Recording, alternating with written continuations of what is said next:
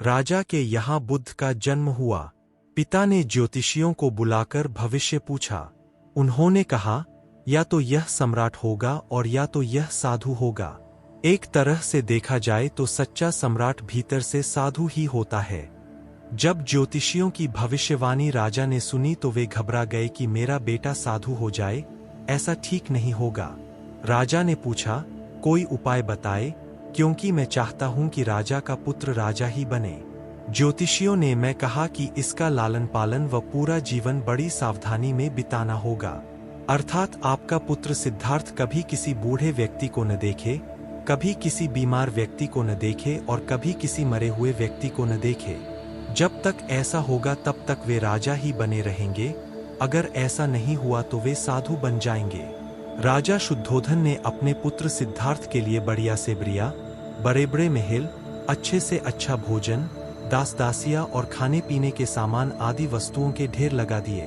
पिता ने पुत्र को सुख सुविधाओं में इतना उलझा दिया कि उसे बाहर का संसार याद ही नहीं आया। शुद्धोधन ने समझ लिया कि अब इतने सुखों के आगे साधु बनने का प्रश्न ही उपस्थित नहीं होता। वे निश्चिंत हो गए। राजा शुद्धोधन ने बिल्कुल पक्की व्यवस्था कर रखी थी कि उनका पुत्र सिद्धार्थ जीवन में कभी भी वृद्ध, बीमार और मृतक व्यक्ति को देख न सके, क्योंकि वे अपने पुत्र को खोना नहीं चाहते थे। सिद्धार्थ का जीवन ऐश्वर्य और सुख सुविधाओं में बीत रहा था। उनके जवान होने पर एक सुंदर कन्या यशोधरा से उनका विवाह हो गया। विवाह हो जाने पर शुद्धोधन की आधी चिंता मिट गई।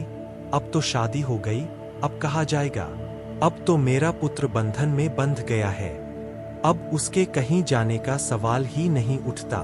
1 वर्ष बाद बेटे का भी जन्म हो गया। उसका नाम राहुल रखा गया। अब राजा शुद्धोधन को बिल्कुल पक्का विश्वास हो गया कि अब यह कहीं नहीं जा सकता। एक दिन सिद्धार्थ ने कहा कि पिताजी, आज तक मैंने कभी अपनी राजधानी नहीं देखी, आपकी आज्ञा हो तो आज देख आओ। राजा ने कहा, हाँ हाँ, अवश्य जाओ, अपना शहर देख कर आओ। एक सारथी को भी साथ में भेजा गया कि जाओ राजकुमार को राजधानी घुमा फिरा कर लाओ। फिर भी राजा ने चाकचौबंद इंतजाम कर रखा था कि कहीं चूक न हो जाए। सिद्धार्थ के लिए राजधानी के प्रमुख मार्ग खूब सजाए गए थे, पर घूमते घूमते सिद्धार्थ ने थोड़ा उल्टा मार्ग ले लिया। वे उस मार्ग से गुजरने लगे जहां पर तैयारी नहीं थी और आज उनको बहुत आश्चर्य हुआ जब पहली बार उन्होंने एक बूढ़े आदमी को देखा।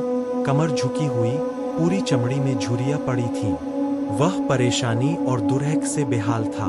उसकी चाल बहुत धीमी थी। बूढ़े की झुकी हुई कमर को देखकर सिद्धार्थ को एक झटका लगा और सारथी से उन्होंने पूछा, क्या एक दिन में भी बूढ़ा हो जाऊंगा? सारथी ने कहा, हाँ राजकुमार, हर व्यक्ति के जीवन में 3 अवस्थाएं आती हैं, बचपन, जवानी और बुढ़ापा। एक दिन तुम भी बुढ़ापे की अवस्था में जाओगे।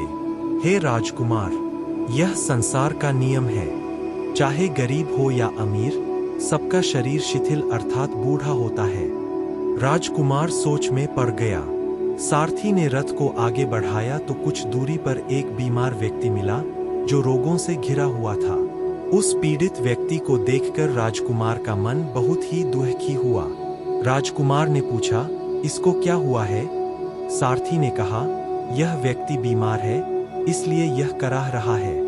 इस संसार में दुर्हक और सुख दोनों है।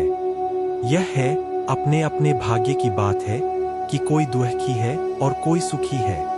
क्या मैं भी कभी बीमार हो सकता हूँ? सारथी ने कहा, आप यह विचार अभी छोड़ दें। समय बड़ा बलवान होता है। ये सारी बातें कर्मों पर निर्भर करती है। चाहे राजा हो या रंग, सुख दुख सब पर आते हैं। अगर शरीर में कोई रोग आना है तो वह आएगा। यह सब सुनकर राजकुमार सोच में पड़ गया। सारथी ने रथ को कुछ आगे बढ़ाया तो सामने से 4 कंधों के ऊपर एक अर्थी को जाते हुए देखा। राजकुमार ने ऐसा पहली बार देखा था। उसने सारथी से पूछा, यह क्या है? यह आदमी मर गया है। यह मुर्दा है। जो व्यक्ति मर जाता है उसको बांधकर श्मशान भूमि में ले जाते हैं, फिर वहां पर उसे जला दिया जाता है। राजकुमार ने कहा, क्या सबको मरना पड़ता है? हाँ, सबको मरना पड़ता है। यह मृत्युलोक है। जो जन्म लेता है उसे कभी जग भी अवश्य ही मरना पड़ता है। तो इसका मतलब यह हुआ कि ठीक इसी तरह से एक दिन मुझे भी मरना होगा। मेरी देह भी मुर्दा होगी और मुझको भी 4 कंधों पर उठाकर ले जाया जाएगा। मुझको भी ऐसे ही रस्सियों से बांधा जाएगा। मेरे भी आगे पीछे घर के सदस्य रोएंगे तड़पेंगे और जिस संसार को मैंने इकट्ठा किया है वह सारा का सारा मुझसे छूट जाएगा। इसका मतलब यह हुआ कि क्या एक दिन मैं भी मर जाऊंगा? क्या एक दिन यशोधरा भी मर जाएगी? क्या एक दिन मेरा राहुल भी मर जाएगा? सारथी ने कहा, हाँ राजकुमार, एक दिन मैं भी मरूंगा, आप भी मरेंगे, यशोधरा भी मरेंगी और राहुल भी मरेगा, क्योंकि यह सब मरने के लिए ही पैदा होते हैं। उस रात सिद्धार्थ सो न सके। सोचने लगे कि क्या संसार में इतना दुहक है, रोग है, बुढ़ापा है और ऐसे में मैं खा पी कर कैसे जी सकता हूँ? नहीं नहीं, ऐसा मुझसे नहीं हो सकता। मुझे खोजना होगा उस तत्व को जो दुहक, पीड़ा और शोक से रहित हो, जो भय, भ्रम और भूल से परे हो, जो अनंत आनंद से भरा हो, जिसे पाकर फिर और कुछ पाने की इच्छा न हो। सिद्धार्थ वैराग्य के शिखर तक पहुंच चुके थे। बस उसी रात को उन्होंने घर छोड़ दिया। सारथी से कहा कि नगर की सीमा से दूर ले चलो। नगर के बाहर पहुंचकर सारथी को लौटा दिया। फिर कई दिनों तक वन में चलते गए।